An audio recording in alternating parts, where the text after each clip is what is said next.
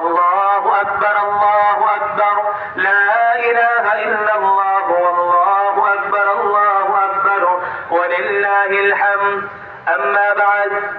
أيها الحاضرون من الجن والإنس قد أظلكم يوم العيد يوم الفطر من الصيام يوم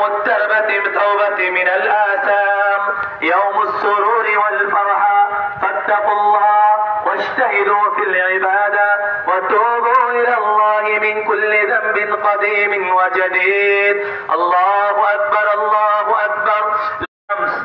الله أكبر الله أكبر لا إله إلا الله والله أكبر الله أكبر ولله الحمد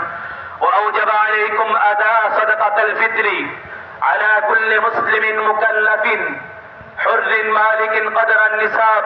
فاضلا عن حوائجه الأصلية جبرا للنقصان الله أكبر الله أكبر لا إله إلا الله والله أكبر الله أكبر ولله الحمد ومقدارها نصف صاع من حنطة أو دقيقها أو صفيقها أو صاع من تمر أو شعير أو زبيب ويجزى أداء قيمة এক রমজানের সব ইবাদত করলাম, বাকি 11 মাস কোন ইবাদতের খবর নেই, আল্লাহর ফরজ বিধানের প্রতি আমার কোনো গুরুত্ব নেই, এমনটা মুমিন হতে পারে না। এই জন্য রমজান মাসকে শুধু মৌসুম ভিত্তিক ইবাদতের মাস মনে করলে চলবে না। রমজান মাসকে মনে করতে হবে রমজান মাস আমার বাকি 11 মাস চলার জন্য আল্লাহ তাআলা আমাকে বুরাস দিয়েছেন, শিক্ষা পাথেয় সংগ্রহ করার জন্য আল্লাহ তাআলা ব্যবস্থা করে দিয়েছেন রমাদানুল মুবারকের মধ্যে।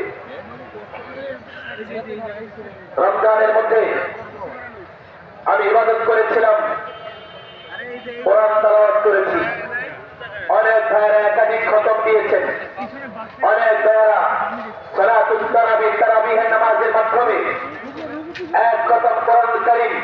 শোনার চেষ্টা করেছেন, শোনানোর চেষ্টা করেছেন। কিন্তু রমজান যাওয়ার পরে আমার কোরআনের সাথে কোনো সম্পর্কই থাকবে না। এটা কেমন মুসলমান আমি? যে মাসে কোরআন নাযিল হয়েছে শুধু এই মাসেই আমি কোরআনকে স্মরণ করলাম, কোরআনের তেলাওয়াত করলাম। কোরআন তো সর্বকালের সর্বশ্রেষ্ঠ, সর্বকালের শ্রেষ্ঠ আদর্শ মুহাম্মদুর রাসূলুল্লাহ সাল্লাল্লাহু আলাইহি ওয়াসাল্লামের উপর আল্লাহ তাআলা নাযিল করেছিলেন কিয়ামত পর্যন্ত